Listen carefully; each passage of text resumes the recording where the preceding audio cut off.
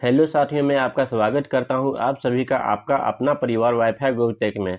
और मैं RAC trade का क्लास लेकर आ रहे हैं। अगर आपने पीछे का लेक्चर नहीं देखा है तो सबसे पहले आप प्लेलिस्ट पर जाइए और प्लेलिस्ट पर जाकर पीछे की क्लास को सबसे पहले 5 क्लास है वहां पर पांचों क्लास को कवर कर लीजिए एक एक करके। इसके बाद क्या करना है, इसके बाद ये लेक्चर आपको देखना है जिससे कि आपका और हमारा बॉन्डिंग अच्छी तरह से बन पाए और आगे की क्लास को हम अच्छी तरह से समझ सकें। अगर हमारे चैनल पर आप फर्स्ट टाइम वीडियो देख रहे हैं तो चैनल को सब्सक्राइब भी कर लें। इसी तरह का अच्छा अच्छा वीडियो आपको समय से पहले ही कंटेंट आपको मिल जाएगा। इसीलिए आप लोग चैनल को सब्सक्राइब भी कर लें और दोस्तों के पास शेयर भी कर लें। चलिए अब हम आगे क्लास की ओर आगे हम बढ़ते हैं। क्लास में देखेंगे कि मैंने पिछले क्लास में आप लोगों को क्या बताया है। पीछे क्लास में आप लोगों को बताया है कि रेफ्रिजरेशन सिस्टम, ठीक है, रेफ्रिजरेशन सिस्टम आप लोगों को पिछले क्लास में बता दिया गया है। तो सबसे पहले आप लोगों को करना क्या है कि रेफ्रिजरेशन सिस्टम को पहले अच्छी तरह से समझ लें। आप लोगों को रेफ्रिजरेशन सिस्टम में आप लोगों को वीसीआरएस भी बताया है। वीसीआरएस सबसे पहले यहाँ पर 1 नंबर का क्वेश्चन आपको ये भी मिलेगा कि वीसीआरएस क्या है, यानी कि इसका फुल फॉर्म क्या होता है। तो आप लोगों को 1 नंबर का क्वेश्चन 100% ये देखने को मिलेगा कि वीसीआरएस क्या है और वीसीआरएस का फुल फॉर्म क्या होता है। तो सबसे पहले अब हम आपसे बात करने वाले हैं कि वीसीआरएस का जो फुल फॉर्म है वेपर कंप्रेशन रेफ्रिजरेशन सिस्टम, जो कि आप लोगों को रेफ्रिजरेशन सिस्टम क्लास नंबर 5 में बहुत अच्छे तरह से आपको इसके बारे में मतलब कि इंट्रोडक्शन दिया है। पूरी तरह से आप लोगों को आज समझ में आने वाला है कि ये जो साइकिल है, ये जो वीसीआरएस जो साइकिल है इसको वीसीआरएस साइकिल भी बोलते हैं। और इसके बारे में समझने के लिए इस क्लास को जरूर अटेंड करें। तो सबसे पहले आपको हम बताएंगे ये जो पदार्थ है, यानी कि पदार्थ जो अपनी फेस अवस्था को जो चेंज करती है, यानी कि क्या करता है। यहाँ पर आप देख सकते हैं बहुत अच्छी तरह से आपको समझा दिए हैं। हीट को ऑब्जर्व और रिजेक्ट करता है। ये क्या करता है वीसीआरएस, हीट को ऑब्जर्व भी करता है और रिजेक्ट भी करता है। तो सबसे पहले आप लोगों को ये बता दें कि ये आप लोगों को हमेशा पढ़े होंगे, लेकिन ये जो है हमेशा आप लोगों को याद नहीं रहता है कि ऊपर में यहाँ क्या रहेगा, कंप्रेशन रहेगा। इसके बाद यहाँ पर सॉरी फिर से आपको बता रहे हैं। सबसे पहले यहाँ पर आप देख सकते हैं नंबरिंग अगर यदि कर लेंगे 1 2 3 4 का, तो सबसे पहले आप लोगों को यहाँ कंफ्यूजन दूर करने के लिए आपको बताएंगे 1 से 2 जो है कंप्रेसर होता है और 2 से 3 जो है ये आपका कंडेंसर होता है और 3 से 4 जो है एक्सपेंशन वाल्व यहाँ पर लगा हुआ रहता है। और इसी तरह इवेपोरेटर जो है 4 से 1 आने पर यहाँ पर इवेपोरेटर लगा हुआ रहता है। यहाँ पर क्या लगा हुआ रहता है, 2 से 3 यहाँ देख सकते हैं कंडेंसर लगा हुआ रहता है, ठीक है। और यहाँ पर क्या लगा हुआ रहता है, यहाँ पर कंप्रेसर लगा हुआ रहता है। तो सबसे पहले हम आपको बताएंगे कि ये जो आप लोगों को याद करने में कठिनाई होगा कि हमेशा यही डायरेक्शन में याद रखें, ठीक है। और आपको बता दें कि यही डायरेक्शन में याद रखें और यहाँ पर कंप्रेसर होगा 1 से 2 नंबर। ये हम कैसे याद रखेंगे, ये बहुत ही आसान तरीका है। सबसे पहले हम यहाँ पर आप जानेंगे डिक्शनरी के अनुसार से COM आता है या CON आता है। पहले आप डेफिनेटली बोलेंगे COM आता है, तो 1 से 2 आपका हो गया COM, यानी कि कंप्रेसर सबसे पहले आएगा यहाँ पर, ठीक है। उसके बाद यहाँ पर आप देख सकते हैं CON कंडेंसर आता है, यानी कि 2 से 3 आपका कंडेंसर हो गया, यानी कि यहाँ पर सेट होगा। उसके बाद अगर यदि हम एक्सपेंशन वॉल्व की बात करें तो 3 से 4 नंबर यानी एक्सपेंशन वॉल्व यहाँ पर फिट होता है। उसके बाद आपको हम बता दें इवोपोरेटर, इवोपोरेटर हमेशा यहाँ पर याद रखें 4 से 1, यानी कि लास्ट में 4 से 1 यहाँ पर हमेशा याद रखें क्या होगा, इवोपोरेटर होगा। इसी तरह से ये जो है आप लोगों को बहुत अच्छी तरह से समझ में आ गया कि मतलब ये कहाँ कहाँ फिट होने वाला है। ये बहुत ही आसान तरीका है याद करने का और इससे आसान हमको नहीं लगता कि कोई भी यूट्यूब में आपको बताया हो कि एक कंप्रेसर पहले होगा या कंडेंसर पहले होगा, एक्सपेंशन वॉल्व पहले होगा, इवेपोरेटर पहले होगा। अगर यदि ये डायग्राम आप याद रख लिए, आगे हम दिखाएंगे भी वीसीआरएस का जो डायग्राम है आपको भी दिखाएंगे। वहां पर आपको पहले का भी क्लास में मैंने बताया है, लेकिन इतना डिटेल से गहराई से नहीं बताया है क्योंकि वहां पर बेसिक नॉलेज होना जरूरी था। इसीलिए मैंने बेसिक बेसिक चीजें वो कवर करते हुए आगे बढ़ा है। उसके बाद अगर यदि हम यहाँ बात करते हैं,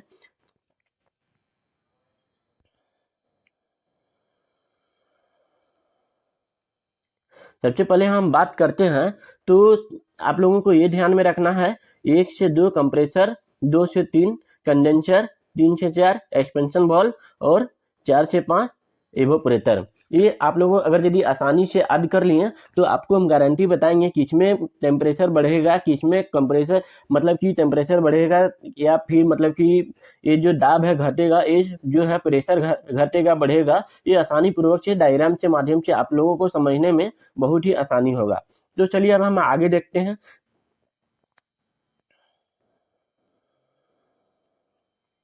जब हम VCRS की जब बात करते हैं तो सबसे पहले आप यहाँ देख सकते हैं, आपको यहाँ पहले बता भी दिया है कि यहाँ पर देख सकते हैं कंडेंसर लगा हुआ है, ठीक है।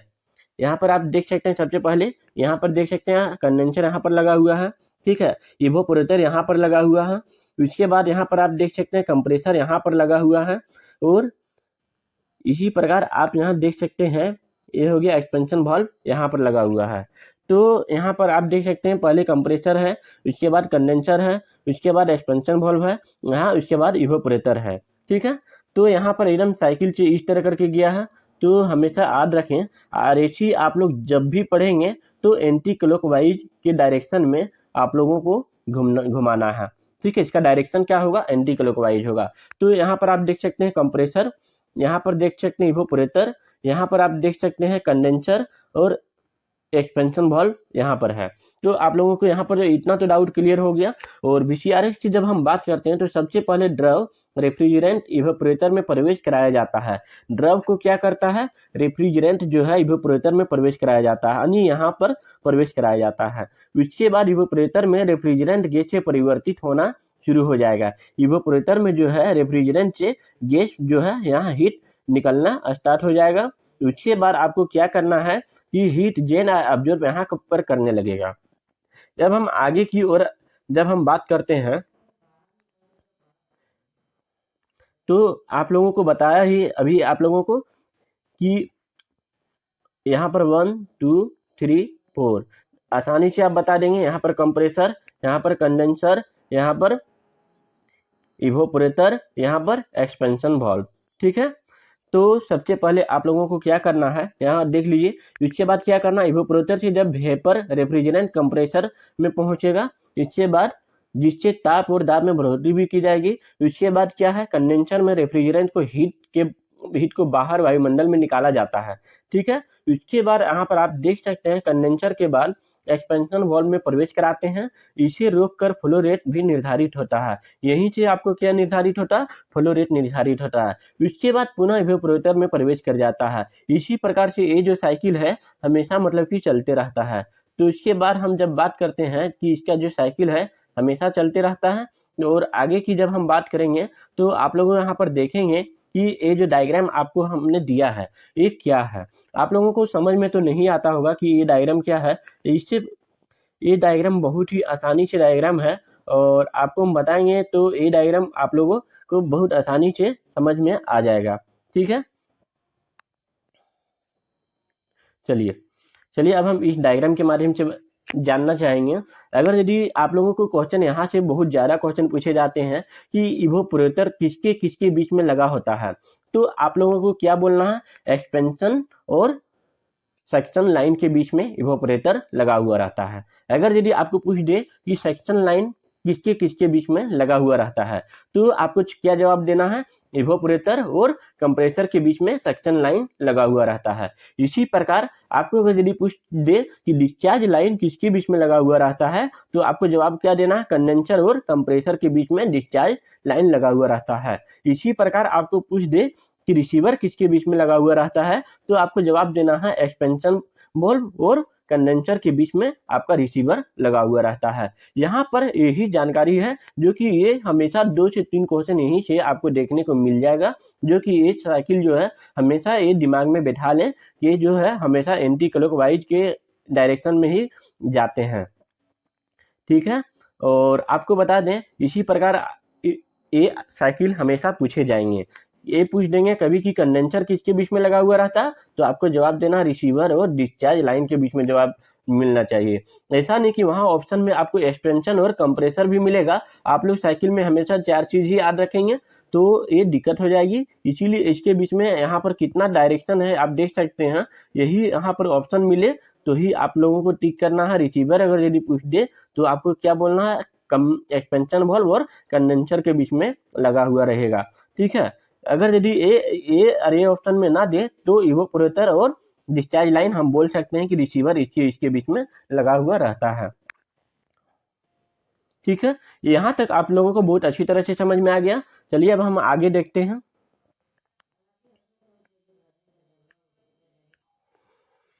कंप्रेशन की कंप्रेशन तो आप लोग जान ही गए कि कंप्रेशन क्या है। ठीक है, और कंप्रेशन के बारे में ज़्यादा कुछ नहीं पूछा जाएगा, इसका अलग एक चैप्टर है, वहाँ पर हम इसके बारे में पूरा डिटेल से देखेंगे। ठीक है, और इसके बारे में यहाँ पर जो जानकारी है यही है कि इसके बारे में आप लोग पिछले क्लास में आप लोगों को बताया भी है कि क्या होता है कंप्रेशन के बारे में। तो आप लोगों को यहाँ ध्यान देना है, कंप्रेसर जो है किसके बीच में है, सक्शन लाइन और डिस्चार्ज लाइन के बीच में कंप्रेसर लगा हुआ रहता है। ये आप लोगों को सिंपल जानकारी रखना है। ठीक है, इसके बाद जब हम आगे की ओर बढ़ते हैं, एक्सपेंशन वॉल्व। एक्सपेंशन वॉल्व के बारे में आपको बताया ही है कि एक्सपेंशन वॉल्व कहाँ लगा हुआ रहता है। यहाँ पर जब हम एक्सपेंशन वॉल्व की जब बात करते हैं तो एक्सपेंशन वॉल्व क्या है, यहाँ पर एक्सपेंशन वॉल्व लगा हुआ रहता है। ठीक है, इसके बारे में आपको जानकारी दे ही दी है। चलिए अब हम आगे देखते हैं। VCRS cycle. VCRS साइकिल जो है आप लोगों को समझना बहुत ही ज़रूरी है और इसके बारे में जो हम आपको डिटेल से थोड़ा समझाएंगे। और सबसे पहले ये जो है आप लोगों को पहले भी आप लोगों को बताया है, वीडियो अगर यदि आप लोग नहीं देखे हैं तो सबसे पहले PS साइकिल और यहाँ पर जो है आप लोगों को काम आने वाला है। ठीक है, अगर यदि नहीं देखे तो आप लोगों से बार बार रिक्वेस्ट कर रहे हैं कि आप लोग क्या करें कि सबसे पहले पिछले वीडियो देख कर आवे, ताकि यहाँ पर आपको बहुत अच्छी तरह से समझ में आएगा। ठीक है, तो आप लोगों को हम बताएंगे कि यहाँ पर जो है PS डायग्राम में इस तरह का कुछ डायग्राम रहता है। ठीक है, इसके बाद आप लोगों को क्या करना है, देखिए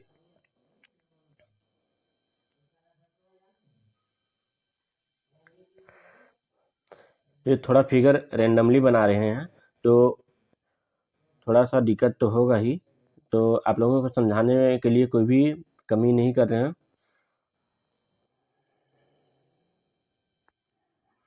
ठीक है, ये हो गया लाइन 1 2 3 4। ठीक है, 1 से 2 यहाँ पर क्या रहता है, कंप्रेसर, 2 से 3 कंडेंसर, 3 से 4 एक्सपेंशन वाल्व और यहाँ पर इवोपोरेटर। ठीक है, चलिए अभी हम TS डायग्राम को हटाते हैं और सिर्फ PS साइकिल को ही लेते हैं। ठीक है, ताकि यहाँ जगह थोड़ा सा बच जाए तो हम लोग यहाँ पर समझने में आसानी होगा। ठीक है,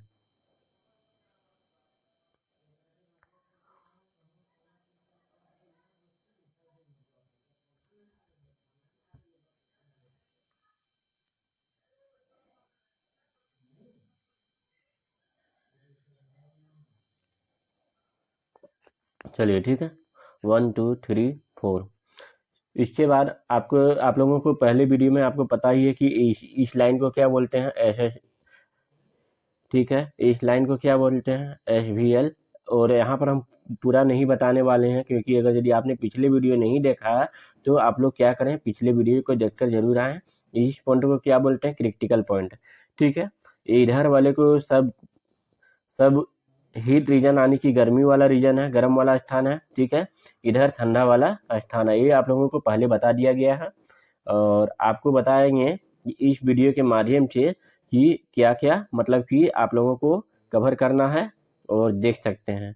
ठीक है, और आपको हम बताते हैं, यहाँ पर आप लोग ध्यान दीजिए, ये जो है ये क्या है, कंप्रेशन। कंप्रेशन में क्या है, प्रेशर भी बढ़ेगा। देख लीजिए यहाँ पर प्रेशर बढ़ रहा है ना, प्रेशर बढ़ रहा है, प्रेशर तो बढ़ रहा है ना, प्रेशर इंक्रीज हो रहा है। और साथ में क्या है, अगर यदि टीएस डायग्राम में देखेंगे तो टेम्परेचर भी इंक्रीज होगा।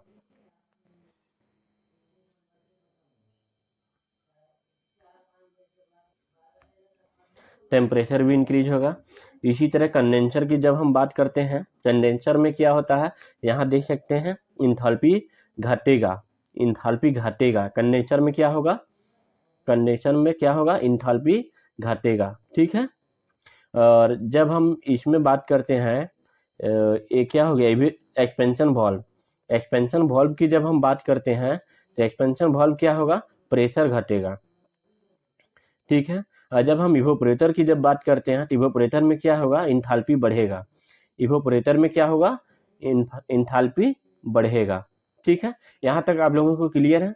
और आपको हम बता दें, आरएसी जो साइकिल है आपको पहले ही बताएं, आरएसी साइकिल जो है हमेशा एंटी क्लॉकवाइज के डायरेक्शन में, मतलब कि ये डायरेक्शन देती है। और जबकि वर्क इनपुट यानी कि वर्क हीट के जब बात करें, वर्क, ठीक है, वर्क प्रोड्यूस की जब हम बात करते हैं, वर्क प्रोड्यूस की जब हम बात करते हैं तो वर्क प्रोड्यूस में क्या होता है, हमेशा ये जो साइकिल है क्लॉकवाइज के डायरेक्शन में घूमता है।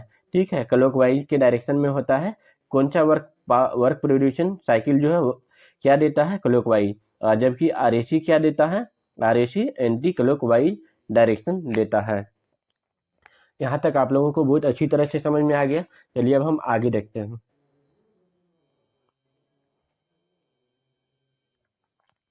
ये पॉइंट जो आप लोगों को बताया ही कि इवोपरेटर सदैव नियत दाब पर कार्य करता है, जो कि प्रेशर इक्वल टू कांस्टेंट होता है। आप लोगों को इतना आसानी से बता दिया कि प्रेशर बढ़ता है। ठीक है, तो प्रेशर यहाँ पर कांस्टेंट होगा। कंडेंसर भी प्रेशर, इस टाइम कंडेंसर के टाइम में भी प्रेशर कांस्टेंट होता है। ये आप लोग सिर्फ ध्यान रखेंगे। ठीक है। जब हम कोफिशिएंट ऑफ परफॉर्मेंस के बारे में जब हम बात करते हैं, कोफिशिएंट ऑफ परफॉर्मेंस क्या होता है, आप लोग यहाँ देख सकते हैं, फार्मूला आपको लिखा हुआ है, refrigeration effect by work input. Refrigeration effect क्या है, रेफ्रिजरेशन इफेक्ट इवोपरेटर पर कार्य करेगा। ठीक है, जबकि वर्क इनपुट क्या है, कंडेंसर पर कार्य करेगा। वर्क इनपुट कंडेंसर पर जब कार्य करेगा तो आप लोग डेफिनेटली बोलेंगे कि वर्क इनपुट घटेगा और रेफ्रिजरेशन इफेक्ट बढ़ेगा, तो हमारा सीओपी भी बढ़ेगा। ठीक है, ये हो गया। चलिए अब हम सीओपी चेंज के बारे में जब हम बात करते हैं, सीओपी चेंज के बारे में जब हम बात करते हैं तो सीओपी चेंज में आप लोगों को थोड़ा बहुत जानकारी आप लोग रखना है। थोड़ा बहुत जैसे कि आपको हम बता देते हैं, थोड़ा बहुत में कैसे जानकारी आप लोगों को रखना है कि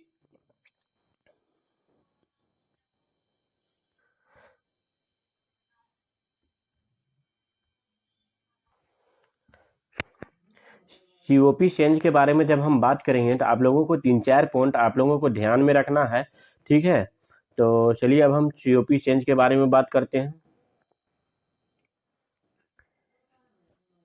पहला पॉइंट क्या है, इवोपरेटर प्रेशर बढ़ने पर सीओपी पर क्या प्रभाव पड़ेगा, आप लोग सीधा सीधा ध्यान रखेंगे, सीओपी बढ़ेगा। इवोपरेटर प्रेशर घटने पर सीओपी क्या होगा, सीओपी भी घटेगा। ठीक है, ये 2 पॉइंट हो गया।